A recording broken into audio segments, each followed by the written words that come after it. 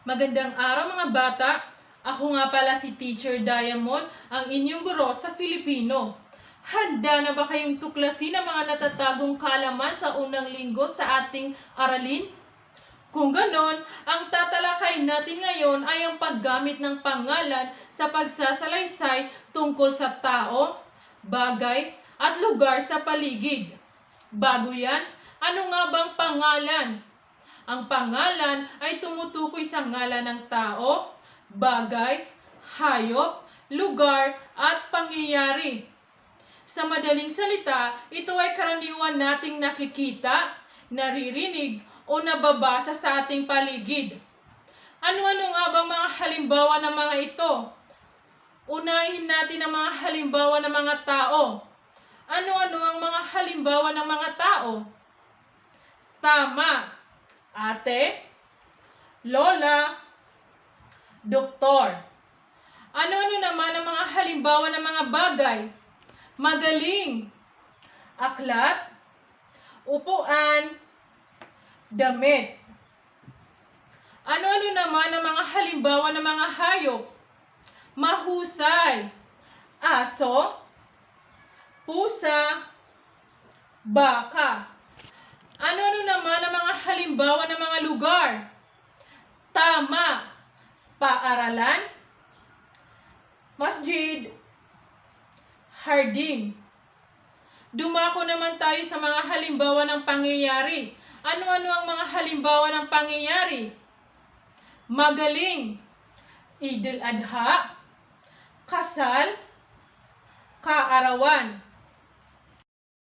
Upang malaman natin kung talaga nga bang naunawaan niyo ang pangalan, subukan nating gawin ang pagsasanay. Panuto, tukuyin kung alin sa tatlong pangalan ang hinihingi ng bawat bilang. Unahin natin ang pangalan ng tao. Baka, nanay, mesa. Baka, nanay, mesa.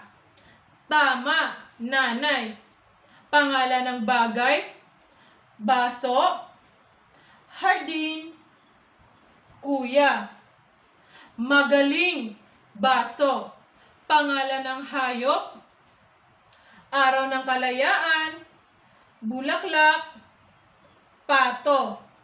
Mahusay, pato.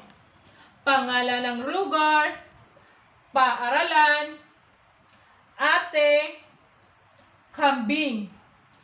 Tama, paaralan. Pangalan ng pangyayari, bag, doktor, kasal. Bag, doktor, kasal. Magaling, kasal. Alam niyo ba na may dalawang uri tayo ng pangalan? Ano nga bang dalawang uri ng pangalan? Pangalang pangtangi at pangalang pangbalana. Unahin natin ang pangalang pantangi. Ano nga bang pangalang pantangi? Ang pangalang pantangi ay tumutukoy sa tiyak na ngalan ng tao, bagay, hayop, lugar, at pangyayari. Ginagamitan ito ng malaking titik. Ano-ano nga bang mga halimbawa ng pangalang pantangi? Dr. Jose Rizal, Adidas, Muning, Idul Adha, Bulkiya Masjid. Dumako naman tayo sa pangalang pangbalana. Ano nga bang pangalang pangbalana? Ang pangalang pangbalana ay tumutukoy sa pangkalahatang ngalan ng tao, bagay, hayop, lugar, at pangyayari. Ginagamitan ito ng maliit na titik. Ano-ano nga bang mga halimbawa ng pangalang pangbalana? Guro, damit, kalabaw, palaruan, pesta. Naintindihan niyo na ba ang dalawang uri ng pangalan? Magaling! Ngayon, gawin natin ang pagsasanay. Panuto. Gamitin sa pangungusap ang mga pangalang pantangi at pangalang pangbalana. Dr. Jose Rizal,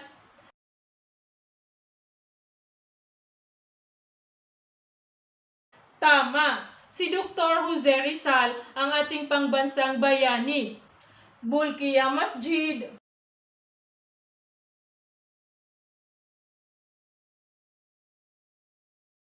Magaling! Ang Bulkiya Masjid ang pinakamalaking masjid sa Pilipinas. Idul Adha. Mahusay! Pinagdiriwang ang Idul Adha tuwing pagtatapos ng Ramadan.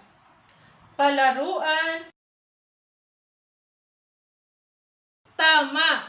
Naglalaro kami sa palaruan tuwing linggo. Muning.